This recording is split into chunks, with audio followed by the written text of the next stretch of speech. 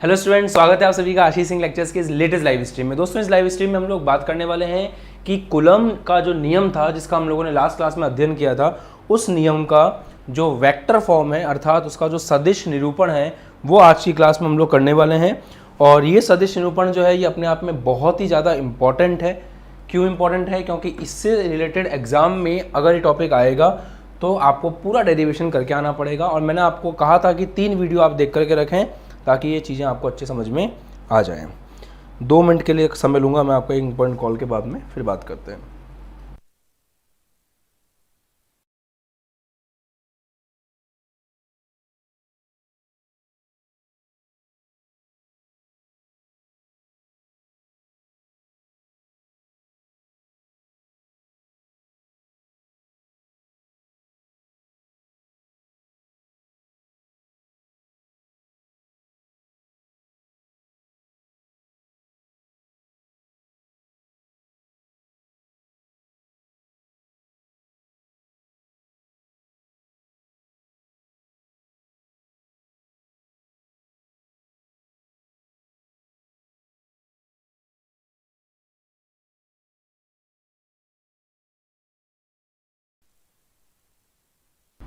हाँ जी, तो चलिए शुरुआत करते हैं। और हम लोग जो डिस्कशन करने वाले हैं वो डिस्कशन कुछ इस प्रकार का होगा कि vector form of Coulomb's law को, वेक्टर फॉर्म कूलम के नियम की जो वेक्टर फॉर्म है उसको हम लोग डिस्कस करेंगे। देखिए, इस टॉपिक में सबसे महत्वपूर्ण ये है कि आपको वेक्टर की बेसिक नॉलेज होना बहुत ज़रूरी है। इसलिए मैंने आपको एक होमवर्क दिया था कि जो मैंने वेक्टर पढ़ाया था लास्ट ईयर, उसमें जो वेक्टर के जो बेसिक्स हैं उनसे रिलेटेड 3 वीडियोस मैंने आपको देखने के लिए कहे थे। अगर किसी बच्चे को वेक्टर की बेसिक नॉलेज है तो बहुत अच्छी बात है, अगर उसको वेक्टर की बेसिक नॉलेज नहीं है तो वो 3 वीडियो जो मैंने लास्ट क्लास के अंदर आपको बताए थे वो एक बार आप देख लीजिएगा, आपको वेक्टर की पूरी नॉलेज हो जाएगी और आज की क्लास आपको एकदम बेहतर समझ में आएगी। देखिए, ये जो टॉपिक है, ये टॉपिक को मैं ऐसा चाहता हूँ कि आज आप पूरी तरह से अगर एक ही टॉपिक पढ़ने के लिए आए हो तो क्लास जब खत्म हो तो आपको इस टॉपिक का पूरा फील होना चाहिए। इसलिए मेरी रिक्वेस्ट ये रहेगी, क्योंकि कई लोग इस टॉपिक को पढ़ाते हैं और कई लोग इस टॉपिक को पढ़ के ऐसे ही निकल जाते हैं, बट पॉइंट ये है कि आप कितना उस टॉपिक को फील करते हो वो इंपॉर्टेंट होता है। तो 100% फील देने की कोशिश करेंगे। और एक रिक्वेस्ट और रहेगी आज की क्लास में आपसे कि आप जब इस टॉपिक को पढ़ रहे हों तो आपको अपनी कॉपी के अंदर भी साथ साथ ड्रॉ करते रहना है, साथ साथ बनाते रहना है, लिखते रहना है, ताकि चीज़ें सही तरह से आपको समझ में आ जाए। बढ़िया है जी, चलिए शुरुआत करते हैं। सबसे पहले इस टॉपिक को स्टार्ट करने के लिए हम ये देखते हैं कि भाई हम किसका सदिश निरूपण करने जा रहे हैं। तो हम सदिश निरूपण करने जा रहे हैं हमारे बल का। तो जब हम बल का सदिश निरूपण करने जा रहे हैं ना, तो हेडिंग रहेगी कूलम बल का, कूलम बल का सदिश निरूपण। ये हमारा टॉपिक है, इसी को लेकर के हम आगे बढ़ रहे हैं। किसी भी सदिश के बारे में जब बात की जाती है, आराम से पढ़ाऊंगा बिल्कुल, क्योंकि मुझे पता है इस टॉपिक की वैल्यू क्या है। सदिश जो है उसको व्यक्त करने का तरीका होता है। सदिश को व्यक्त कैसे करते हैं? कोई भी सदिश हो, आप लोगों ने पढ़ लिया होगा वैसे, अदरवाइज मैं रिवाइज ही करवा रहा हूँ। कोई भी सदिश हो, उसको व्यक्त करने का तरीका होता है कि उसके अंदर 2 चीजें होती हैं जो बहुत इंपॉर्टेंट होती हैं। पहला होता है उसका परिमाण, जिसको हम वैल्यू भी कहते हैं, जिसको हम मैग्नीट्यूड भी कहते हैं। साथ में होता है उसकी दिशा। तो 2 चीजें होती हैं एक सदिश के अंदर, एक उसका परिमाण होता है जो उसकी वैल्यू को बताता है, दूसरा उसकी दिशा को बताता है। जैसे फॉर एग्जांपल बल की बात करें, मैंने ऐसे लिख के दिया आपको कि बल लग रहा है 5 न्यूटन उत्तर की तरफ। तो उत्तर की तरफ, उत्तर दिशा, वो मैंने दिशा बता दी, और जो 5 न्यूटन है वो आपका परिमाण कहलाएगा, मैग्नीट्यूड कहलाएगा। ठीक है, अब अपन vector form of Coulomb's law start करते हैं। ध्यान समझिएगा। सबसे पहले मैंने क्या किया, मैंने ये देखा कि भाई 2 आवेश हैं हमारे पास। एक आवेश है Q1, वो मैंने मान लिया कि भाई यहाँ कहीं रखा है, या ऐसा करते हैं कि हम ये मान लेते हैं कि Q1 आवेश जो है, थोड़ा सा इनके बीच में गैप रखते हैं ना, ये देखिए यहाँ मैंने मान लिया कि ये हमारा Q2 आवेश है, और यहाँ कहीं मैंने मान लिया कि ये हमारा Q1 आवेश है। ठीक है, ये 2 आवेश हैं। अब आप लोगों ने वेक्टर वाले बेसिक लेक्चर्स में ये देखा होगा कि जब भी आप इस तरह से कोई भी बिंदु देखते हैं, मैंने ये मान लिया कि भाई इस बिंदु के ऊपर आवेश Q2 रखा हुआ है और इस बिंदु के ऊपर आवेश Q1 रखा हुआ है, तो वेक्टर वाले टॉपिक में आपने ये पढ़ा होगा कि जब भी अपन किसी सदिश का निरूपण करते हैं तो उसके लिए हमें सबसे पहले चाहिए होता है स्थिति सदिश। स्थिति सदिश का मतलब क्या होता है? स्थिति सदिश का मतलब होता है वो सदिश जो किसी बिंदु की स्थिति बताने का काम करता है। फिर आप लोगों ने वहां पे ये भी सीखा होगा कि स्थिति सदिश को बनाते कैसे हैं। देखो, स्थिति सदिश को बनाने का बहुत सिंपल तरीका होता है। एक सेकंड, हम सीधी लाइन ले लेते हैं ताकि चीजें सही चलेंगी। स्थिति सदिश को बनाने का बहुत सिंपल तरीका होता है। सबसे पहले आपको चाहिए होता है एक कार्तीय चिन्ह परिपाटी। कार्तीय चिन्ह परिपाटी का मतलब क्या है? सिंपल भाषा में एक्स और वाई एक्सेस आपको चाहिए होते हैं। तो यहाँ पे ये मैंने ले लिया आपका एक्स एक्सिस, ठीक है, और ये अपन ने ले लिया वाई एक्सिस, और ये आपका हो गया 0 मतलब मूल बिंदु। किसी भी बिंदु का स्थिति सदिश जब आपको बनाना हो तो किसी भी बिंदु का स्थिति सदिश बनाने का एक सबसे बेसिक तरीका ये है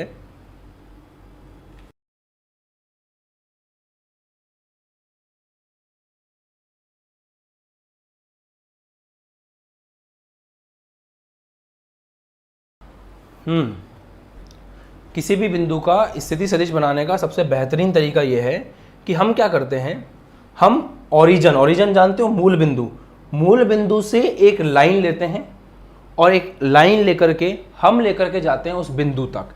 जैसे ध्यान सुनो, मान लो ये आवेश Q1 है और इस आवेश Q1 का मुझे स्थिति सदिश चाहिए, तो मैं क्या करूंगा, इस पॉइंट O से ऐसे एक लाइन लेकर के जाऊंगा, एक वेक्टर बनाऊंगा नया, जिसका मुंह जो है वो Q1 की तरफ होगा। तो ये जो मैंने बनाया है ये कहलाएगा Q1 का स्थिति सदिश। इसको Q1 का स्थिति सदिश इसलिए बोलते हैं क्योंकि अगर आप O पर बैठो और O पर बैठ करके धीरे धीरे इस लाइन पे चलो तो ये लाइन आपको कहाँ लेकर के जाएगी, Q1 तक लेकर के जाएगी। इसलिए ऐसा कहा जाता है कि ये Q1 का क्या है, स्थिति सदिश है, पोजीशन वेक्टर इसको हम लोग बोलते हैं।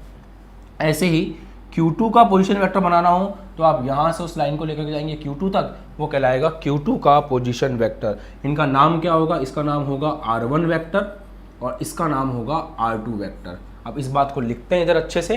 तो R1 वेक्टर क्या कहलाएगा? R1 वेक्टर कहलाएगा आवेश Q1 का स्थिति सदिश। R2 क्या कहलाएगा? आवेश Q2 का स्थिति सदिश। ठीक है, आगे बात समझ में। अब आगे बढ़ते हैं, आगे समझो। अब हम दो वेक्टर्स को और डिफाइन करेंगे। देखो, ये जो R1 वेक्टर है ये किसकी स्थिति है? तो सवाल यह है कि R1 वेक्टर किसकी स्थिति है? तो R1 वेक्टर आवेश Q1 की स्थिति है। किसके सापेक्ष है? मूल बिंदु के सापेक्ष है। तो ऐसे बोला जाता है कि ये जो आवेश Q1 का स्थिति सदिश है, ये आवेश Q1 की स्थिति है मूल बिंदु के सापेक्ष। अब अगर मैं ये चाहूं कि इस आवेश Q2 की स्थिति बताऊं इस आवेश Q1 के सापेक्ष, और अगर मैं बताना चाहूं आवेश Q2 की स्थिति Q1 के सापेक्ष, तो ये भी संभव होता है वेक्टर के अंदर। और इस चीज से भी हम, इस तरह से भी हम जो है वेक्टर की स्थिति बता सकते हैं। ये भी चीज संभव है। कैसे होगा ये? कुछ नहीं करना, आवेश Q1 से आपको एक वेक्टर लेकर के जाना है आवेश Q2 की तरफ। इस वेक्टर का नाम क्या होगा? इस वेक्टर का नाम होगा आवेश Q2 की स्थिति Q1 के सापेक्ष। सिंपल। तो अगर मैं R21 लिखना चाहूं तो R21 वेक्टर क्या है? आवेश Q2 का स्थिति सदिश Q1 के सापेक्ष। ये आप इसको बोल सकते हो।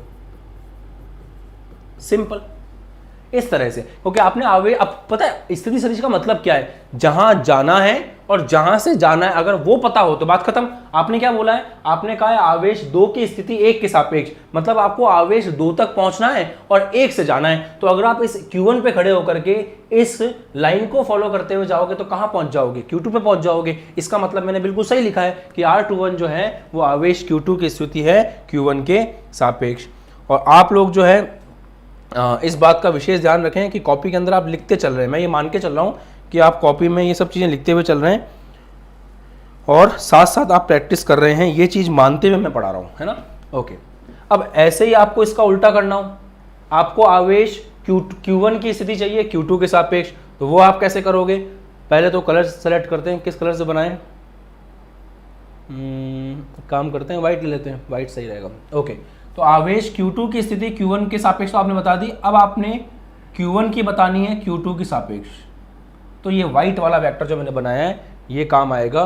क्यों काम आएगा, क्योंकि इस वाइट वाले वेक्टर से आप 1 की स्थिति बता सकते हो 2 के सापेक्ष। आपको कुछ नहीं करना है, आपको बस Q2 पे बैठना है, Q2 पे जाकर के बैठना है, व्हाइट वाली लाइन को फॉलो करना है। और आप अगर व्हाइट वाली लाइन को फॉलो करोगे तो अल्टीमेटली कहाँ पहुंच जाओगे, Q1 पे पहुंच जाओगे। तो इस हिसाब से अगर अपन लिखें कि R12 क्या चीज़ है, तो R12 है आवेश Q1 का स्थिति सदिश Q2 के सापेक्ष। ये इसका मतलब हो गया सिंपल भाषा में। बताइए, धीरे धीरे समझा रहा हूँ, धीरे धीरे समझो, कोई जल्दी नहीं है और जितना आराम समझोगे उतना बेहतर रहेगा, क्योंकि ये टॉपिक प्रैक्टिस से आता है। बस आप सबसे पहले तो ये उम्मीद करता हूँ कि आप लोगों को पढ़ करके आए हो जो मैंने पढ़ने के लिए कहा था। उसके बाद दूसरी उम्मीद ये है कि आप लोग जो है साथ साथ चीज़ों को लिखते हुए चल रहे हो, क्योंकि अगर आप साथ साथ लिखते हुए नहीं चलोगे तो फिर चीज़ें थोड़ी डिफ़िकल्ट हो जाती है। अगर साथ साथ लिखते हुए चल रहे हो तो चीज़ें आपको आराम समझ में आ जाएंगी। क्वालिटी भी ठीक है। ओके, चलिए अब अपन एक काम करते हैं। अब आप लोगों ने एकांक सदिश के बारे में सुना है, नहीं सुना तो सुनना चाहिए था।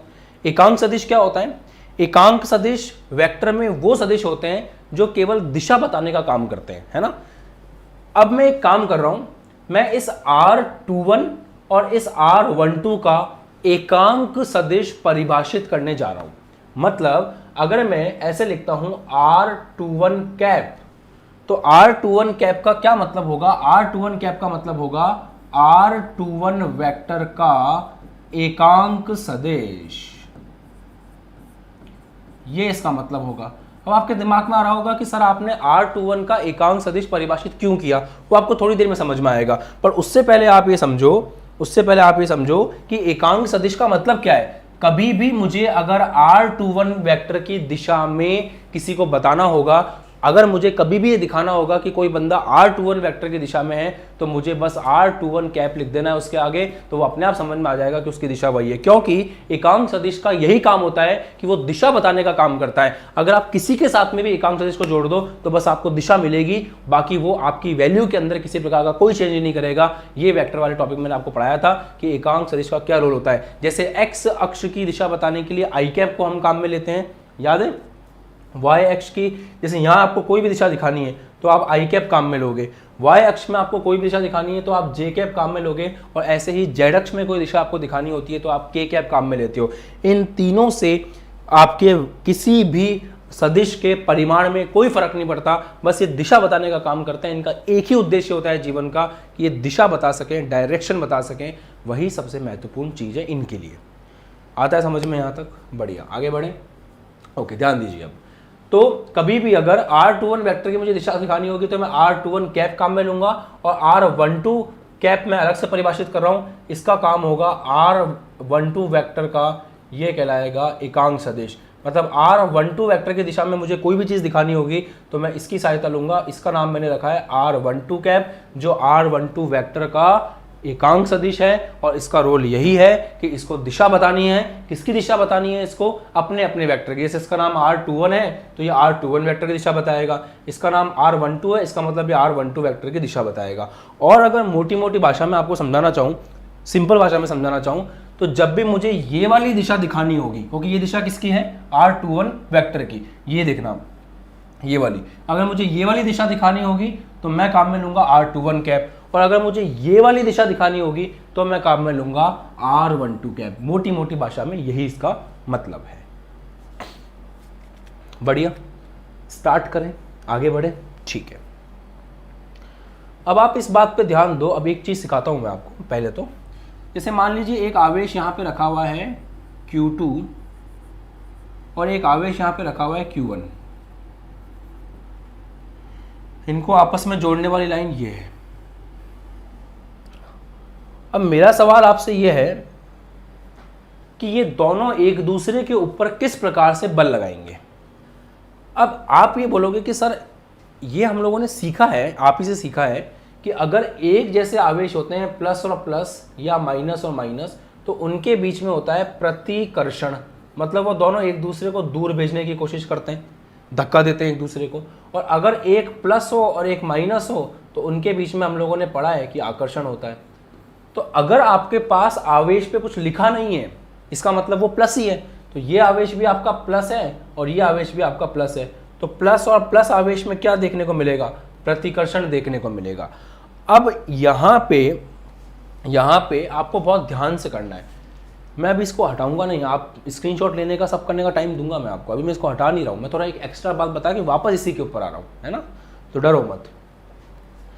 पॉइंट क्या है? पॉइंट ये है, अब आपको यहाँ पे बल की दिशा निकालनी है, वो सिखा रहा हूँ मैं आपको। सबसे इंपॉर्टेंट चीज़ होती है, जिसको ये आ जाता है वो सब कुछ कर लेता है।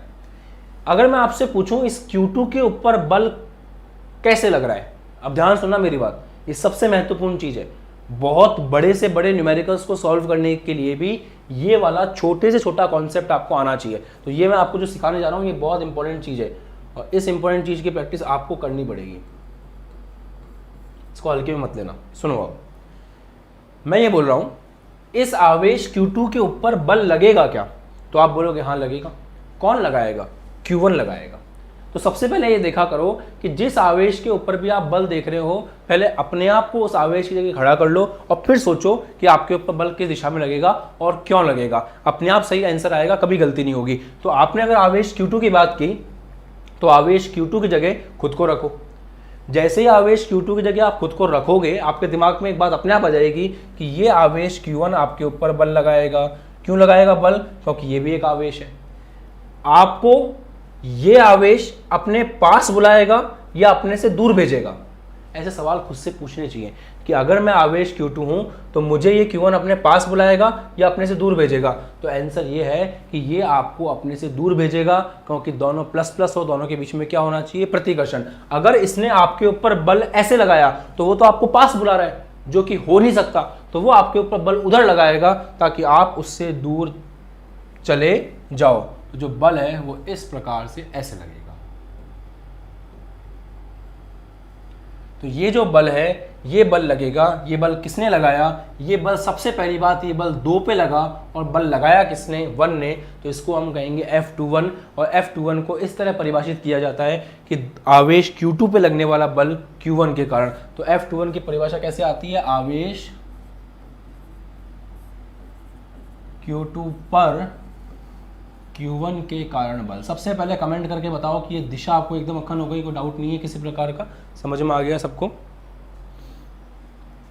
कोई दिक्कत, किसी प्रकार की कोई समस्या नहीं है ना?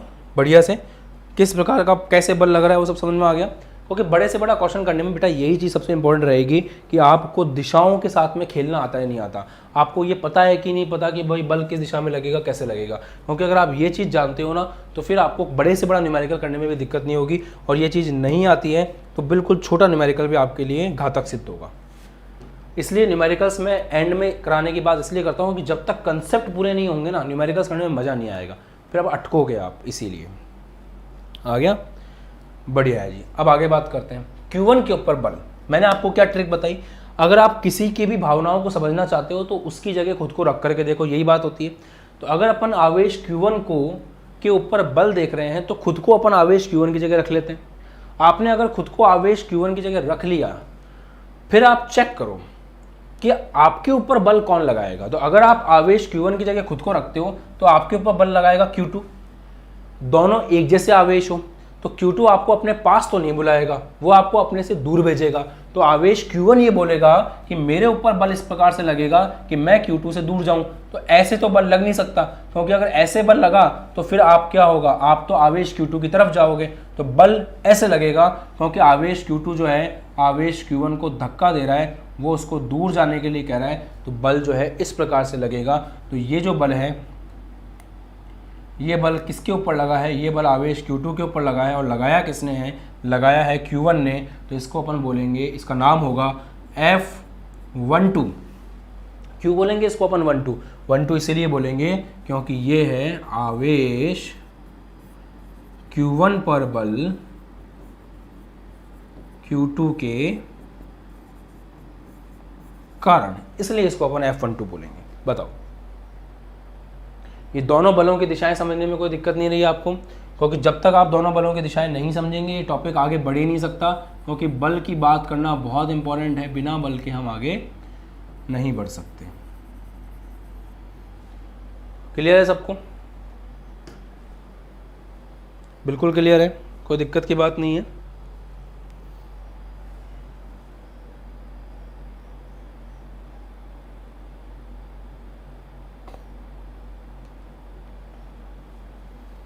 बताओ, एक बार वापस समझा देते हैं, है ना। कभी भी दो आवेशों के मध्य बल देखने जा रहे हो तो सबसे पहले इस चीज पे ध्यान दिया करो कि अगर आप आवेश को खुद की जगह रखोगे तो आपको कैसा दिखेगा। अगर आप Q2 के ऊपर बल देखने जा रहे हो तो पहले Q2 के ऊपर हाथ रख लो। हाथ रखने का मतलब है कि आपने अपने आप को उस जगह रख लिया है। अब आप ये सोचो कि आपके ऊपर बल कौन लगाएगा, तो आपके ऊपर बल लगाएगा Q1। क्या Q1 आपको अपने पास बुलाएगा? नहीं बुलाएगा, क्योंकि वो प्लस है, आप भी प्लस हो। तो इस तरह से तो बल लग नहीं सकता, वो आपको अपने से दूर भेजेगा, तो बल ऐसे लगेगा। तो ये हो गया F21, आवेश Q2 के ऊपर Q1 के कारण बल। फिर आपसे ये पूछा जाए कि भाई आवेश Q1 की स्थिति क्या है, तो आवेश Q1 की जगह खुद को रखो। अब आवेश Q1 की जगह खुद को रखोगे तो आप दिमाग लगाओगे, तो आवेश Q2 तो आपको अपने पास बुलाएगा नहीं, वो तो आपको अपने से दूर धक्का देगा। अब अगर वो आपको अपने से दूर धक्का दे रहा है तो बल इस तरह से लग रहा है, तो यहाँ पे क्या आ जाएगा, F12। F12 क्या है, आवेश Q1 पर Q2 के कारण बल, और ये दोनों ही क्या है, वेक्टर है। और जो वेक्टर होता है उसके ऊपर इस तरह से एरो बनता है। ठीक है, कर दिया रिपीट, खुश? चलो अब इधर आते हैं। अब इसी चीज़ को यहाँ इम्प्लीमेंट करेंगे और अब ध्यान देंगे सब बच्चे। अब अपन वही वाली बात, आवेश Q2 के ऊपर बल कौन लगाएगा, Q1 लगाएगा, और किस तरह से लगाएगा वो तो आपने समझ ही लिया है, तो अब उसको लेकर के तो कोई दिक्कत होगी नहीं।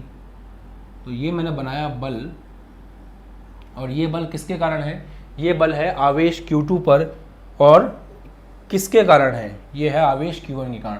तो इसको कहा जाएगा F21। तो F21 वेक्टर क्या है, F21 वेक्टर को मैंने परिभाषित कर दिया है, यहाँ लिख देता हूँ। F21 वेक्टर क्या होगा, ये होगा आवेश Q2 पर Q1 के कारण बल। इस तरह से हमने इसको समझ लिया, है ना। क्योंकि एक चीज समझो, आप लोग कोई छोटा मोटा एग्जाम देने नहीं जा रहे हो। आप लोग जिस एग्ज़ाम की तैयारी इस चैनल से कर रहे हो, या मैं जिस एग्ज़ाम के लिए आपको प्रिपेयर कर रहा हूँ, वो IIT JEE का एग्ज़ाम है। छोटा मोटा एग्ज़ाम नहीं है, लाखों बच्चे हर साल ये एग्ज़ाम देते हैं, है ना। और अगर हम ये चाहते हैं कि एक ऑनलाइन कोचिंग सेंटर जैसा हमारा है, उससे आप इस एग्ज़ाम को क्रैक करो, तो जिम्मेदारी मेरी ये हो जाती है कि मैं, और पहली बात तो मैं आपको जानता नहीं हूँ। 6 लाख बच्चे हमारे चैनल से पढ़ते हैं, और उन 6 लाख बच्चों में से पर्सनली मैं एक एक बच्चे को नहीं देख पा रहा हूँ कि वो किस तरह से चीज़ों को पकड़ रहा है।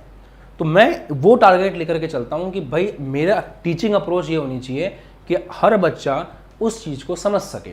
जिस बच्चे के बेसिक्स क्लियर नहीं है उसको भी क्लास में समझ में आए, जिस बच्चे के पूरी तरह से बेसिक्स क्लियर हैं उसको वो टॉपिक ऐसा ना लगे कि बहुत ढीला चल रहा है, और लास्ट में दोनों ही तरह के बच्चों को मुझे वो टॉपिक भी सिखाने हैं जो एडवांस हैं। तो जब मुझे पता है आगे जाकर के मैं किस तरह के, किस लेवल के क्वेश्चंस आपको करवाने वाला हूँ, मैं जानता हूँ उन क्वेश्चंस की क्या वैल्यू है, मैं जानता हूँ उन क्वेश्चंस का क्या दम है, और जब मैं आपको क्लास के अंदर वो क्वेश्चंस करवाऊंगा तो आपको पता चलेगा कि हाँ यार, सच में ये सब चीज़ें अगर हमने ढंग से नहीं सीखी होती तो आज हम इन क्वेश्चंस को नहीं कर रहे होते। तो इन सब की जो वैल्यू होता है ना कि यार अपन समझते हैं, अपन समझते हैं, जैसे फॉर एग्जांपल अगर आप लोग बाइक चलाना जानते हो, आपको बाइक चलाने में एक्सपर्ट हो, तो आप ये बात जानते हो कि क्लच का और गियर का महत्व क्या है। आपको ये पता है कि अगर क्लच और गियर सही से नहीं आए तो ट्रैफिक के अंदर गाड़ी ठुकेगी। ये बात आप जानते हो कि आपने चला रखी है गाड़ी। इसी तरह से हम लोगों ने भी जब सिलेक्शंस करवा रखे हैं तो हमें पता है कि कौन से टॉपिक की वैल्यू क्या है और किस टॉपिक में कितना ध्यान बच्चे को देना चाहिए। तो होता यह है कि एक चीज़ तो देखी गई है कि जो बच्चा समर्पित होता है, जिसका समर्पण बहुत अच्छा होता है, जो ये लेके चलता है कि नहीं भाई मुझे IIT JEE में क्रैक करना ही करना है और मुझे इन टीचर से पढ़ना है और इनकी भाषा मुझे समझ में आती है और मुझे इनके ऊपर विश्वास है, जो बच्चा ये चीज़ लेकर के चलता है, जो बच्चा समर्पित होता है, जो टीचर को पूरी तरह से फॉलो करता है, उसी का सिलेक्शन होता है। मैंने बच्चों की कॉपीज़ में लिखा हुआ देखा है एक्चुअल में कि हाँ ये बात सर ने कही थी, इंपॉर्टेंट है, इसको हमेशा याद रखना है। ऐसे बच्चे लिख करके रखते हैं और वो बच्चे सेलेक्ट भी होते हैं। इसीलिए कोई भी टॉपिक हो, अगर उस टॉपिक को मैं आराम से पढ़ा रहा हूँ, उस टॉपिक को मैं आपको बार बार लिखने के लिए कह रहा हूँ, उस टॉपिक को मैं कॉपी में बार बार प्रैक्टिस करने के लिए कह रहा हूँ, तो करो। इसका रिजल्ट जिस दिन आएगा उस दिन आप मुझे याद करोगे। अब आगे बात करें उसी प्रकार, अगर अपन इधर देखते हैं, आवेश Q1 वाला सीन पकड़ने की कोशिश करते हैं, तो आवेश Q1 के ऊपर Q2 के कारण बल ऐसे लगेगा।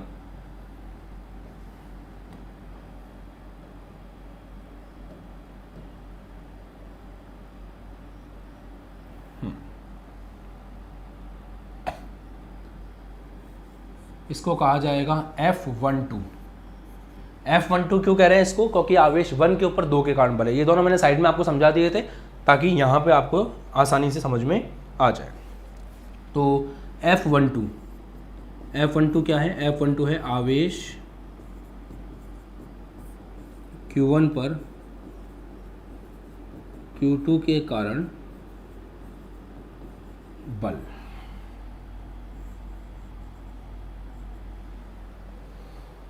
क्लियर? समझ में आ गया? कोई दिक्कत नहीं है, कोई डाउट नहीं है? बढ़िया, क्लियर है सब कुछ? ठीक है।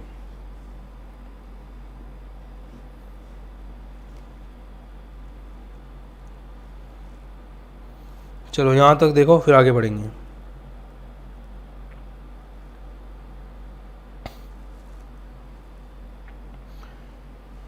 एक बच्चे ने कहा था कि वीडियो की क्लैरिटी की बात है। मैं अपने खुद के फ़ोन पर वीडियो क्लैरिटी चेक कर रहा हूँ। 1080p के ऊपर स्ट्रीमिंग हो रही है। अगर आप अपने YouTube के ऊपर जा कर के यहाँ पे एक ऑप्शन आता है क्वालिटी का, अगर उस क्वालिटी वाले ऑप्शन को थोड़ा ठीक कर लेंगे तो उसके बाद आपको क्वालिटी अच्छी दिखेगी। मैं खुद चेक कर रहा था, आप बच्चे ने कमेंट किया था, तो मैं खुद चेक कर रहा था कि चीज़ें दिखाई दे रही हैं या नहीं दे रही हैं, चीज़ें क्लियर हैं। आपको बस अपने जो है YouTube पर जाना है और YouTube पर जा कर के यहाँ पर एक ऑप्शन होता है जिससे आप क्वालिटी एडजस्ट कर सकते हो, वो चीज़ आपको करनी है बस। ठीक है, चलिए अब आगे बढ़ें। तो ये सब माथापच्ची झमेला हमने किस चीज़ के लिए किया, अब अपन उसके ऊपर आते हैं। अब मैं दोनों बलों को लिख करके दिखाऊंगा, अच्छे से सुनना, बहुत आसानी से मजा आ जाएगा आपको। दोनों बल मैं आपको लिख करके दिखाता हूं। अब अगर अपन दोनों बल लिखना चाहते हैं तो तरीका क्या है? सदिश बराबर परिमाण इंटू दिशा, इस पैटर्न को फॉलो करना पड़ेगा। तो सबसे पहले मैं आपके सामने यहां पे लिख रहा हूं F12।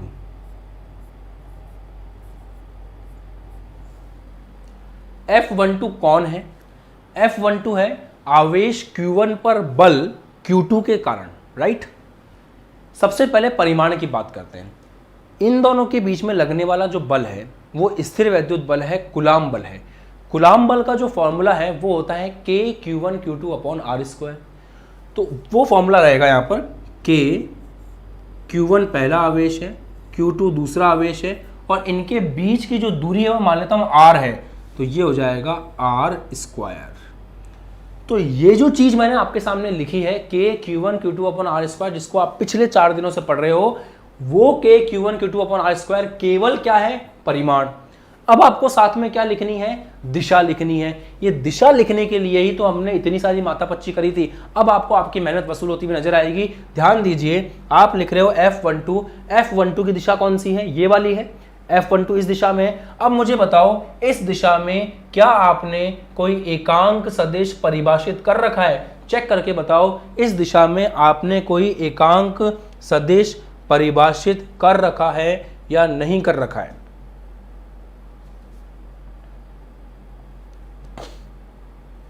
न्यूमेरिकल्स करवाए जाएंगे इस बार अनामिका, चिंता मत करो, टेंशन मत लो, न्यूमेरिकल्स पे फोकस किया जाएगा इस बार।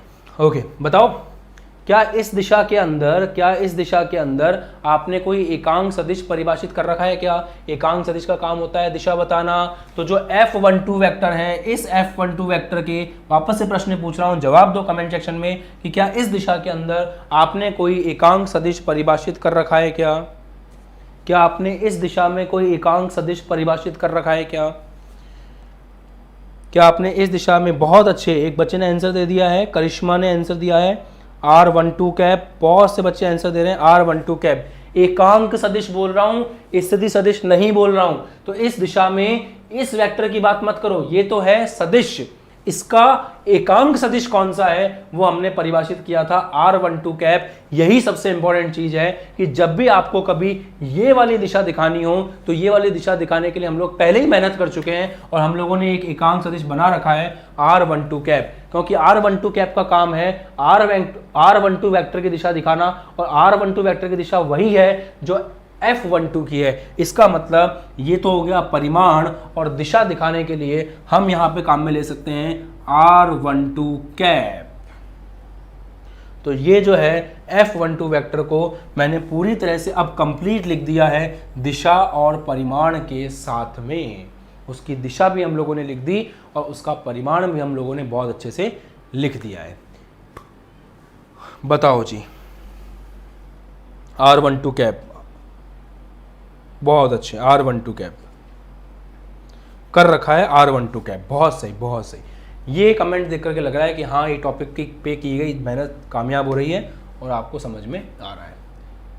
अब अपन इसको थोड़ा हटाते हैं क्योंकि जगह चाहिए अपन को। मैं चाहता हूँ इसी बोर्ड पे सब कुछ हो जाए, ठीक है। हेडिंग को ऊपर लिख देंगे अच्छे से वापस, ठीक है। अब इसके बाद इधर लिख रहा हूँ मैं। अब आप ये बताइए, अब आप खुद अपनी कॉपी में अपने हाथों से लिखने की कोशिश करो। F21 वेक्टर के बारे में लिखने की कोशिश करो। F21 वेक्टर को लिखने की कोशिश करो खुद से। लिख पाते हो क्या? देखें, F21 वेक्टर क्या है? F21 है आवेश Q2 पर लगने वाला बल Q1 के कारण। सबसे पहले कैसे लिखते हैं? किसी भी वेक्टर को लिखते हैं तो इंपॉर्टेंट होता है उसके परिमाण और दिशा, इससे ज़्यादा इंपॉर्टेंट कोई चीज़ होती नहीं है। तो परिमाण कहाँ से आएगा? परिमाण आएगा कूलाम के नियम से। तो कूलाम का नियम क्या है आपका? कूलाम का नियम है K Q1 Q2 upon R square. Simple कि भाई दोनों आवेश हैं Q1 Q2, इनके बीच की दूरी मान लेते हैं R है, तो लगने वाला बल का परिमाण, उसकी वैल्यू, उसका मैग्नीट्यूड कितना होगा? K Q1 Q2 upon R square. Simple. अब आपको गुणा करना पड़ेगा इसको एकांक सदिश से, तब जाकर के आपके पास दिशा आएगी। तो अब आपको दिमाग लगा के कमेंट करना है कि क्या हमने F21 वेक्टर की दिशा में, कोई एकांक सदिश परिभाषित कर रखा है या नहीं कर रखा है। फिर से, हमने F21 वेक्टर की दिशा में कोई एकांक सदिश परिभाषित कर रखा है या नहीं कर रखा है। अगर अपन ने कोई एकांक सदिश परिभाषित नहीं कर रखा है तो ठीक है, और कर रखा है तो फिर आपको काम में लेना है। तो ध्यान दो, F21 वेक्टर की दिशा में है R21, और R21 के लिए हमने एक स्थिति सदिश परिभाषित कर रखा है R21 कैप। तो यहां पे आ जाएगा R21 कैप। That's it. तो ये जो है हम लोगों ने F21 वेक्टर को लिख दिया इस तरह से। इसको बोलिए समीकरण 1, इसको बोलिए समीकरण 2। अब इस पर विचार कीजिए। मैं आपको कुछ सेकंड का समय दे रहा हूँ, मुझे कॉल करना है इंपॉर्टेंट, उसके बाद में हम लोग मिलते हैं और वापस चीज़ों को समझना शुरू करते हैं।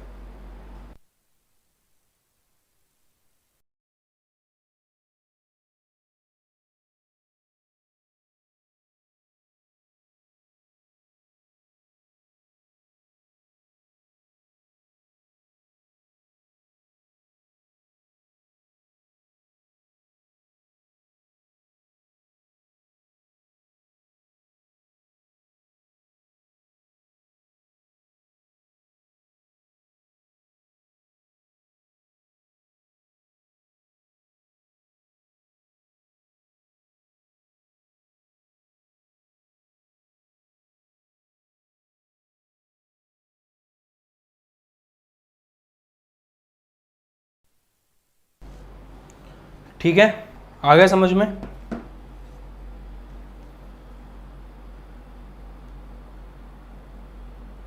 आ गया ना, ठीक है, क्लियर सबको, बढ़िया। अब इन दोनों चीज़ों को लिखते हैं, आगे बढ़ते हैं, ठीक है। ध्यान दीजिए, अभी कहानी शुरू हुई है, कहानी ख़त्म नहीं हुई है। तो आप लोगों ने F12 वेक्टर को लिख दिया इस तरह से, k q1 q2 upon r square r12 cap, और F21 वेक्टर को आपने इस प्रकार से लिख दिया कि q1 q2 upon r square r21 cap, ठीक है। अब देखिए इसका क्या मतलब है।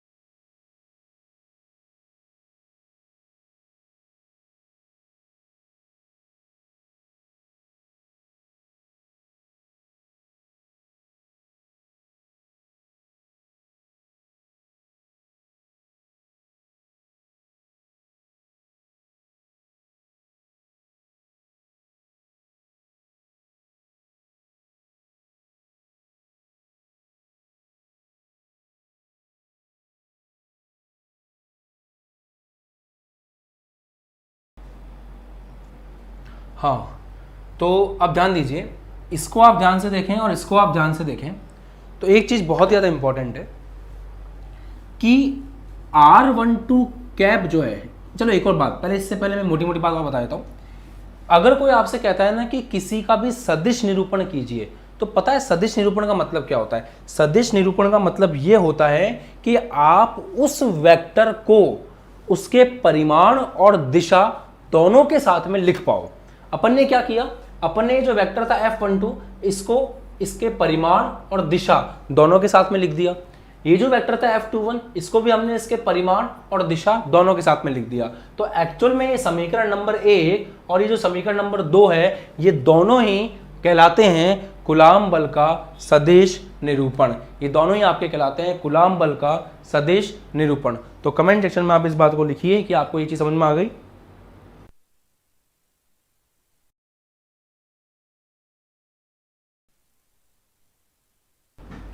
हाँ जी, तो F12 बराबर k q1 q2 upon r square R12 cap, और आपका F21 बराबर k q1 q2 upon r square R21 cap. ये दोनों समीकरण जो हैं यही कहलाते हैं कूलाम बल का सदिश निरूपण।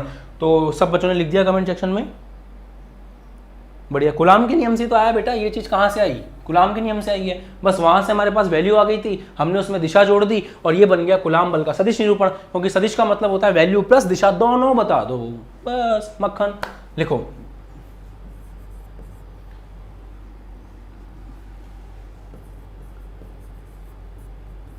समीकरण 1 व 2 कूलाम बल का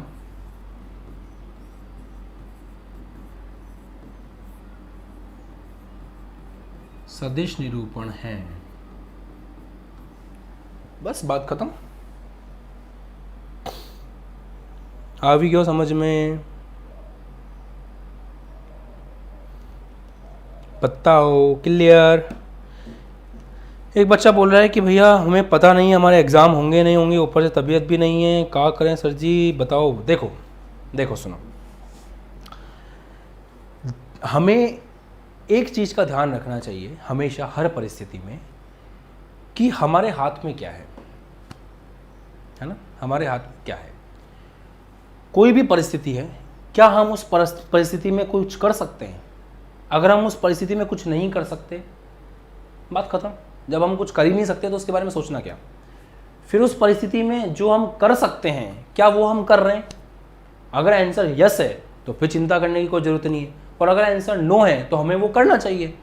मोटी मोटी बात बताऊँ आपको मैं अगर, तो हालात कुछ इस तरह के हो रखे हैं अभी कि आपका काम है पढ़ाई करना और घर में रह करके सबका ध्यान रखना, और अगर बीमार हो तो मोटिवेट रहना, पॉजिटिव रहना, यही आपका काम है, बस ये करो, बाकी ऊपर वाले की मर्जी, होगा जो देखा जाएगा। जो आप कर सकते हो वही तो करो। मैं भी अगर ये चीज़ सोचने बैठ जाऊँ कि हमारा जो स्टाफ है उसमें से 80% लोग नहीं आ पा रहे हैं, 20% लोग घर से काम कर रहे हैं, थोड़ा बहुत कर पा रहे हैं, हम भी आपको सारी क्लासेस नहीं दे पा रहे हैं, हम भी आपको अभी एप्लीकेशन पे सब कुछ नहीं दे पा रहे हैं, तो उस चीज़ को सोच के परेशान हूँ, या फिर मैं ये सोचूं कि आज ये टॉपिक मुझे पढ़ाना है और ये टॉपिक जो है वो मुझे बच्चों को 100% क्लियर करना है, मैं ये सोचूं। अगर पहली वाली चीज़ सोचूंगा तो फिर आज की क्लास में आपको मज़ा नहीं आता, और अगर आज की क्लास में मज़ा नहीं आता तो फिर आप लोगों का टाइम ख़राब होता, समझ रहे हो। तो मैं ये सोच कर के आया हूँ कि मेरा काम है आज की क्लास में पढ़ाना, और पढ़ाने के अलावा मुझे और किसी चीज़ से अभी कोई मतलब नहीं है, बस वही आपको करना है। जो काम आपके हाथ में है उसको अच्छे से करते रहो, बाकी देखेंगे जब ये खुलेगा, सब कुछ ठीक होगा तो हम भी अपनी रफ्तार बढ़ाएंगे, आप भी अपनी रफ्तार बढ़ाना। स्कूल्स में एग्ज़ाम्स भी होंगे, वापस पुराने दिन आ जाएंगे। तब तक के लिए आपको सुरक्षित रहना है, अपना ध्यान रखना है और बाकी सबका भी ध्यान रखना है, यही कर सकते हैं अपन, इसके अलावा क्या कर सकते हैं। तो जो हमारे हाथ में है बस वही करो यार, और क्या है। ठीक है, अभी एक बात और है वो करते हैं, फिर अपनी क्लास को ख़त्म करेंगे। देखो अब यहाँ पर एक खतरनाक चीज़ और आपको समझनी है। आप मुझे ये बात बताओ, ये जो वेक्टर है R21, इसकी दिशा कौन सी है? ये वाली। इस पेन, ये पेन दिख रहा है आपको, चलो हाथ से दिखाता हूं। R21 वेक्टर जो है उसकी दिशा कौन सी है? ये वाली। R12 वेक्टर की दिशा कौन सी है? ये वाली। तो आप नोटिस करेंगे तो R21 वेक्टर उधर है और R12 वेक्टर इधर है, मतलब ये दोनों वेक्टर जो हैं दिशा में विपरीत है। इसका मतलब इसका जो एकांक सदिश है R21 कैप और इसका जो एकांक सदिश है R12 कैप, वो दोनों भी दिशा में क्या होंगे? विपरीत होंगे। और जब आपने वेक्टर के बेसिक्स पढ़े होंगे तो आप लोगों ने देखा होगा कि जब दिशा में विपरीत होते हैं तो एक एक्स्ट्रा माइनस साइन आपको लगाना पड़ता है। तो ध्यान से देखिए, हम इस तरह से लिख सकते हैं कि R12 वेक्टर R12 कैप बराबर माइनस का R21 कैप। ये R12 कैप जो है बराबर माइनस का R21 कैप में, ये जो माइनस है वो इस बात को प्रदर्शित करता है, ये माइनस जो है वो इस बात को दर्शाता है, दिखाता है कि ये दोनों जो हैं वो दिशा में विपरीत हैं। और अगर ये दोनों दिशा में विपरीत हैं तो आप माइनस लगाते हो। ठीक है, चलो अब अपन एक काम करते हैं, ये जो मान है वो समीकरण 1 में रखते हैं। समीकरण 1 में रखने पर ध्यान से देखना, समीकरण 1 में ये मान रखने पर कहानी क्या बनेगी? F12 वेक्टर बराबर KQ1Q2 अपॉन R²। तो ऐसे कैसा रहेगा? अब ध्यान से देखना सब लोग, R12 कैप की जगह आपको रखना है माइनस का R21 कैप, तो माइनस को मैंने इधर लिख दिया और R21 कैप को इधर लिख दिया। तो माइनस के R21 कैप का मतलब R12 ही है, क्योंकि माइनस के R21 कैप का मतलब है R21 कैप की विपरीत दिशा, और R21 कैप की विपरीत दिशा वही है जो R12 की है। तो लिख सकते हैं इस तरह से अपन माइनस लगा करके। अब आपको क्या करना है? अब आपको देखोगे तो ये चीज आपको कहीं देखी देखी नजर आ रही है, KQ1Q2 upon R² R21 cap. हाँ बिल्कुल, ये रहा समीकरण 2 से। तो अब आप इसके बाद में समीकरण 2 से कुछ लिख पाओगे। समीकरण 2 से आप इस पूरे को क्या लिख सकते हो? F21। तो आप यहां से इस निष्कर्ष पर पहुंचे कि F12 वेक्टर बराबर माइनस का F21 वेक्टर। इसका क्या मतलब है आप समझ पा रहे हो? इसका मतलब बहुत बड़ा है फिजिक्स के अंदर। इसका मतलब ये है कि जितना बल 1 2 के ऊपर लगा रहा है उतना ही बल 2 1 पे लगा रहा है, बस दिशा का फर्क है, इसलिए ये माइनस आ रहा है। मतलब ये भाई साहब इसके ऊपर जितना बल लगा रहे हैं उधर, ये भाई साहब भी इसके ऊपर उतना ही बल लगा रहे हैं इधर, बस दोनों की दिशा क्योंकि विपरीत है इसलिए हम बोल रहे हैं कि यहाँ पे एक माइनस आएगा। और आप देख पा रहे होंगे कि F12 वेक्टर बराबर आ रहा है माइनस का F21 वेक्टर। बताओ, क्लियर? कोई दिक्कत? समझ में आ गया? बढ़िया। तो बस ये कहानी थी। और हाँ, ये कौन सा नियम है पता है आपको? इसको बोलते हैं क्रिया प्रतिक्रिया का नियम, गति का तृतीय नियम। इसका मतलब कूलाम बल जो है वो गति के तृतीय नियम का पालन करता है। जितनी क्रिया है उतनी प्रतिक्रिया है, और क्रिया प्रतिक्रिया की दिशा विपरीत है। जितना बल Q1 Q2 पे लगा रहा है उतना ही बल Q1 Q2 Q1 के ऊपर लगा रहा है, बट दोनों की दिशा क्या है? विपरीत है। तो आप इस तरह से यहाँ पे कह सकते हैं एक बहुत बड़ी बात कि कूलाम का नियम या कूलाम बल गति के तृतीय नियम की पालना करता है, गति के तृतीय नियम की